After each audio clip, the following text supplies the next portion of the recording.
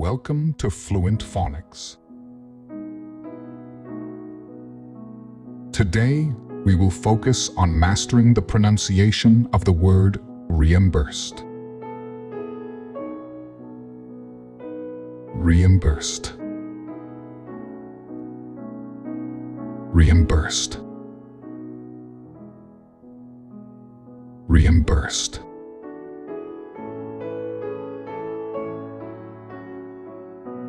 Here's an example of how one might use it in a sentence. I was reimbursed for the cost of my plane ticket after the flight was cancelled.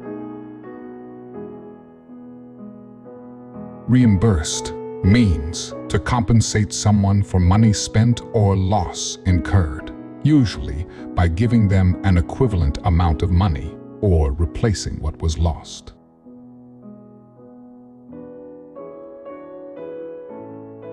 Thank you for your time.